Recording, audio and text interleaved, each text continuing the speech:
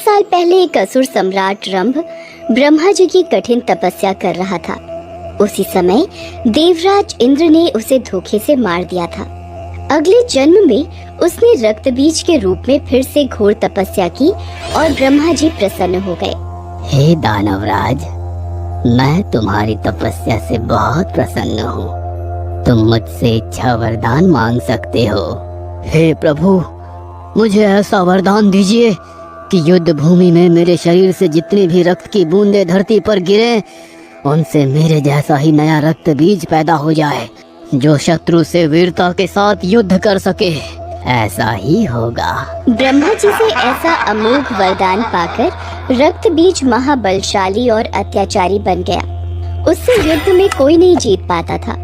वो अपने आप को अजर अमर समझने लगा था। वह स्वर्गीय देवियों को अपना बनाने की विकृत मानसिकता का भी शिकार हो गया था। उसने स्वर्ग के देवताओं पर आक्रमण कर दिया। आओ, मुझसे युद्ध करो। यदि हिम्मत नहीं है तो अपनी राजगद्दी छोड़ दो और मेरी दास्तां स्वीकार करो। उसके शरीर पर हल्का सा घाव होने पर रक्त जमीन पर गिरने लगा और उस रक्त से अनगिनत रक्त बीज पैदा होते चले गए। जैसे एक पूरी सेना तैयार हो गई। देवताओं के पैर उखड़ गए। वे अपने प्राण बचाकर भागने लगे। वे सब कैलाश पर्वत में पहुंच गए। स्वर्ग लोक में हाहाकार मच गया। ब्रह्मा, विष्णु और महेश भी पशुपेश में पड़ गए। हे महादेव, अहंकारी निर्दयी रक्त बीज ने स्वर्ग में बड़ा उत्पात मचा दिया है। ये देवियों की प्रति भी बहुत अनुचित भाव रखता है। जब युद्ध करने के लिए निकलता है तब इसके शरीर के रक्त से बहुत सारे रक्त बीज तैयार हो जाते हैं और मिलकर आक्रमण कर देते हैं। इसे हराना असंभव है। इसने हमारा जीना कठिन कर दिया है। हे प्रभु, इसके उत्पात से हमें बचाइए। भगवान शंकर जी के साथ साथ पार्वती माँ को भी क्रोध आ गया। उन्होंने मन ही मन रक्त बीज का संहार करने का संकल्प ले लिया। आप लोग यहाँ से प्रस्थान कीजिए। उस दुष्ट रक्त बीज का संहार मैं करूंगी। दानव राज रक्त बीज महादेव की नगरी कैलाश पर्वत पर भी पहुंच गया। उसने जब माँ पार्वती को देखा तो उनके सौंदर्य पर मोहित हो गया। माता पार्वती को बड़ा क्रोध आया और उन्होंने रक्त बीज को युद्ध के लिए ललकारा।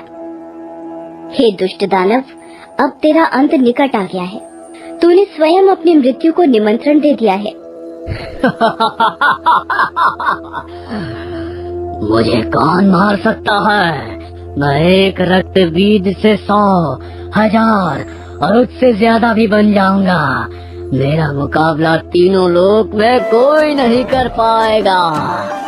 दुष्ट, मैं तेरे हर प्रतिरूप का अंत कर दूंगी। आजा, मुझसे युद्ध कर। माँ पार्वती और रक्त बीज के बीच भयंकर युद्ध प्रारंभ हो गया।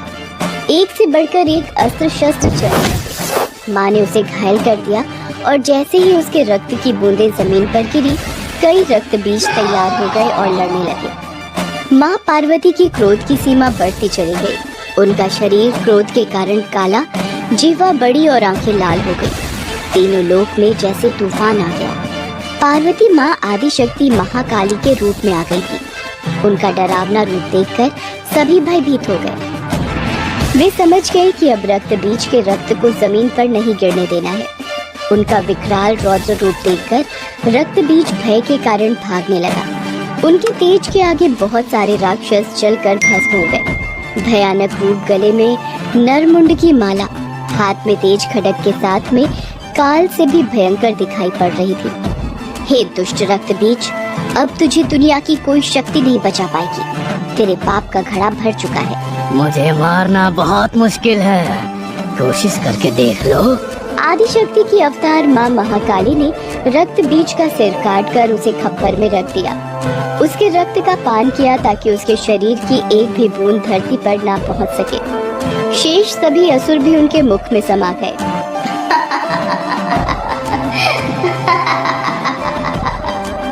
माँ काली की हंसी तीनों लोक में गूंज उठी। इस तरह उन्होंने रक्त बीज का तो अंत कर दिया, लेकिन उनका क्रोध अभी शांत नहीं हुआ था। तीनों लोक में हाहाकार मच गया। माँ काली की क्रोधाग्नि ने प्रचंड रूप ले लिया था। उन्हें नियंत्रण में लाना अत्यंत कठिन प्रतीत हो रहा था। सभी देवता भोलेनाथ की शरण में चले गए। हे प्रभु, हे भोलेनाथ, अब तो महाकाली को नियंत्रण में लाना बहुत मुश्किल हो गया है। आप ही कोई उपाय कीजिए, अन्यथा सर्वनाश हो जाएगा। भोलेनाथ शिव शंकर फिर सोच में पड़ गए। इसके बाद वे स्वयं जाकर उनकी राह में लेट गए। जैसे ही माँ के पैर ने भोलेनाथ के शरीर को स्पर्श किया, वे चौंक गई। उनका क्रोध शांत होने लगा और वे अपने असली रूप में आ गई। अरे प्रभु, ये आपने क्या कर दिया? आप उठ जाइए, आपका स्थान तो कैलाश पर्वत है। माँ पार्वती महादेव शिव शंकर के साथ कैलाश पर्वत की ओर चली गई।